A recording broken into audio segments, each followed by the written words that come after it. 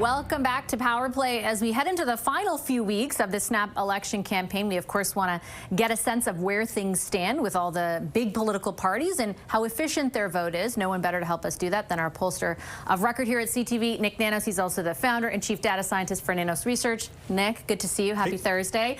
Let's look at the top line. You're tracking this every night. Where do things stand right now? As of last night, the CTV News Global Mail tracking has the Liberals at 43%, the Conservatives at 38%, NDP at 9%, so the gap of 5%. Thing is last week the Liberals had a gap or advantage of 11%. So Pierre Poilievre and the Conservatives are narrowing, and you know what? It's a horse race, Vashi. Are you still seeing, just quickly before we get into the seats, the fluctuations based on Trump events? So you were saying last week that, you know, when Mark Carney responds in his capacity as Prime Minister, you see a bump for the Liberals, and then it recedes as the issue or the sort of target on Canada's back appears to recede even momentarily. Two things. Yes, we do see the Trump effect in terms of that benefiting the Liberals. And, you know, when the campaign is focused on meat and potatoes issues like the cost of living, taxes, all that kind of stuff, it evens the playing field between Pierre Poilievre and Mark Carney. The other kicker in the last 4 or 5 days, the Conservatives being much more competitive among middle-aged voters. This is a critical demographic. They care about meat and potatoes issues.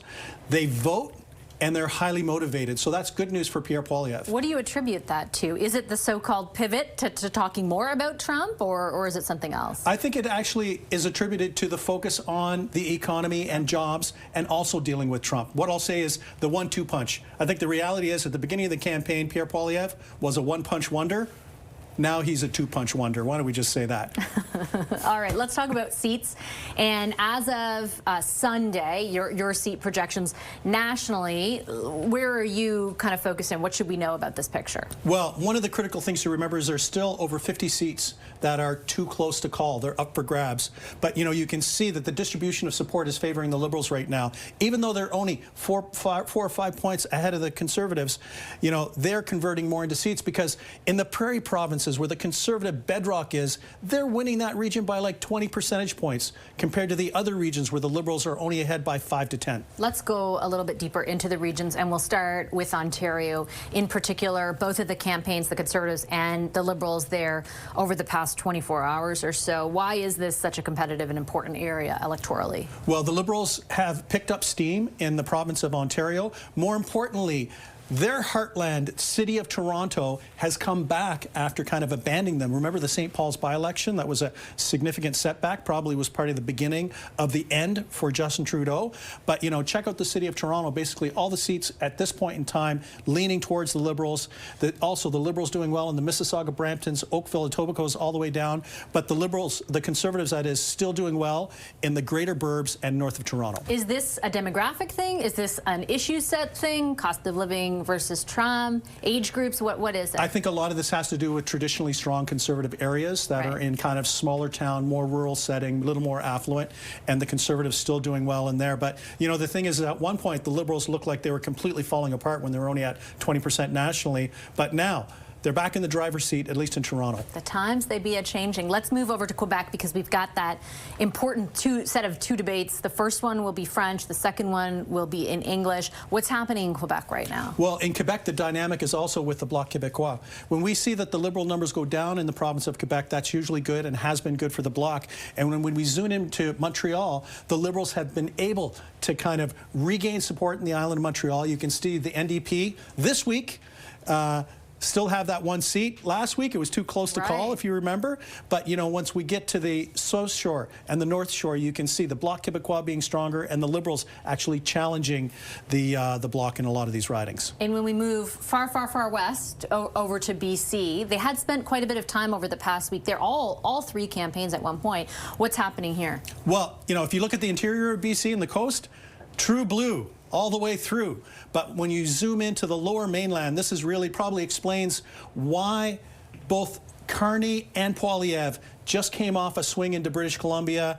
Look at that. Look at the NDP are usually good in British Columbia. I think half of their caucus is from BC. But look at it right now. They only have one seat declared. Jagmeet Singh, we still have in the red category right now. So he's in a fight for his life. And, you know, the Liberals and the Conservatives, why don't we just say it, circling around like vultures you're laughing. In British Columbia. I know it's harsh. Imagery, all right? It's harsh, but, you know, they're there because they see that the NDP are back on their heels in one of the most important provinces for the New Democrats, and both the Conservatives and the Liberals are looking to pick up seats. I want to ask you more about that, because you've got them at what nationally, the NDP at 9%. You can denote a real or demarcate a real shift in the answers Jagmeet Singh is giving to the question of whether he can be Prime Minister or not. And the focus, it seems, from the campaign, including their spokesperson on our show last night, a pivot, she said, not always a bad thing, pivot toward talking about incumbency, retaining the seats they have, versus, you know, being able to make massive gains or even puncture through into government in some way. Does that make sense when you see the numbers? Oh, absolutely. You know, at 9%, we were talking about this before, they haven't had something this bad in terms of percentage support since 2000. Here's another little tidbit. Last time the NDP were not able to be an official party in the House of Commons, 1993, over 30 years ago. Right now in the seat projections, you can see we have them a lock for 3. Maybe they'll pick up some more. But, you know, focusing on incumbent ridings. And this was a lot like the Ontario election. The New Democrats in Ontario lost popular support. They had an efficient vote, yeah. Actually, it actually almost dropped in half. I think it dropped from like 25, 26 to 16, 17%. And they were able to hold on to their seats. So I think they're taking a page out of the New Democrats in Ontario.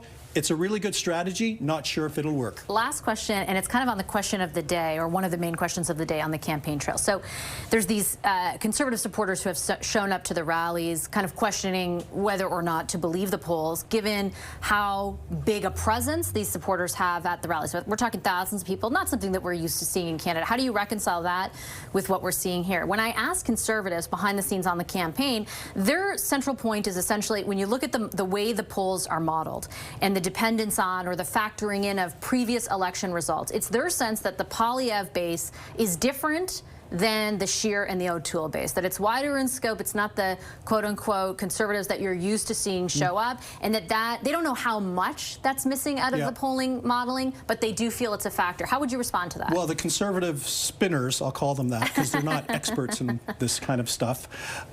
Polling is not based on previous historical results. Ours are not. It's pure random sampling.